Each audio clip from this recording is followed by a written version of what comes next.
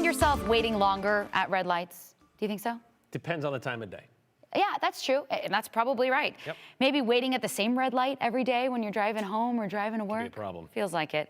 With Idaho's growth comes more traffic. And traffic that's being managed by local highway districts.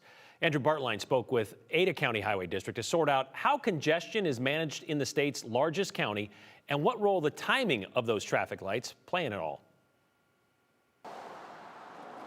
The Treasure Valley population is booming.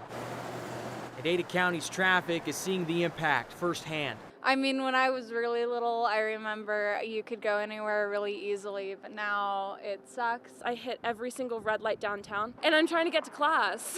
It's awful. Drivers, bikers, pedestrians alike are feeling the weight of traffic congestion. Uber drivers like Perry Merkel experience it every day. I can't deny things that used to take X minutes were now X plus. Merkel's given more than 18,000 rides over the last 5.5 years. He's learned shortcuts in and around town, even skipping certain traffic lights he says are problematic. Again, all legally, of course. Pretty consistent, but it's just consistently very busy. Mike Boydstun is the Ada County Highway District Congestion Management Supervisor. He says ACHD oversees 465 signalized intersections using industry standard formulas to time the rotation of red and green light intervals. Boydstun says the downtown Boise lights are set to fixed intervals, so when people like Jacob Peterson get caught at the same red light every morning, that's by design. I've been late to school a couple of times because of it. ACHD says traveling on the same route at the same time from day to day often gives you the same results, but not always. Outside the city center, Boydstun says most intersections have sensors to align the lights with the real-time traffic flow, all overseen by 220 cameras scattered across Ada County intersections. We could actually zoom in and tell you heads or tails on a coin. It's this room where people like Wendy call the shots to change the light schedules if needed. I watch for any slowdowns like inbound, any delays in traffic, debris in the roadway, disabled vehicles, anything that'll cause a slowdown in traffic.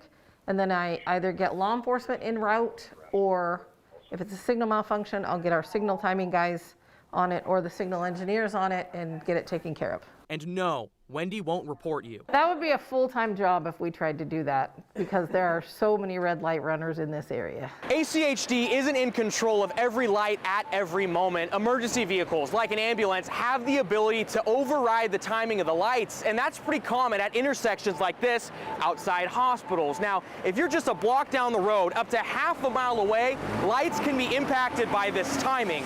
So if you're at an extra long red light, it could be because there's an emergency.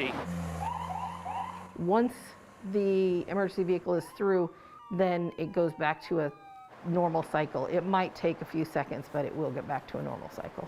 It's a traffic cycle that's garnered some complaints. It's getting really dangerous and it's kind of scary, if I'm being honest. For newcomers and transplants alike, that's all relative. Before this, I lived in Oregon, so I've driven in places like Portland, Seattle. It's a lot worse there. But traffic is a shared experience because we're all waiting at the same red lights beside Uber drivers like Merkel. People can just try to be patient. ACHD says to best keep traffic flowing, they welcome feedback from the public. Their number is posted online where drivers can report signal malfunctions and other issues across Ada County roads. By getting that input from the public, we've been able to make some intersections return to the more efficient operation by being able to fix the detection. Yeah, so they rely on that input a lot. Yeah. So if you have questions, comments, or concerns about traffic congestion or any intersection in Ada County, which who doesn't? Who doesn't? Right. ACHD accepts that feedback. The number is on your screen, 208-387-6100. They do say they want people who live here to offer any comments about signal malfunctions, missing street signs, and any other issues they might see. All right, from county-maintained roads to state highways and interstates, the Idaho Transportation Department is looking to get out ahead, beat the traffic, if you will. The state agency says it plans to expand 13 corridors to accommodate future growth. The state plans to pay for these projects through the Transportation Expansion and Mitigation Fund. The fund offers ITD $80 million a year. ITD spokesperson Jillian Garrigues says it plans to put this money into a bonding program, returning $1.6 billion over the next 8 years. ITD plans to focus expansion work right here in the Treasure Valley.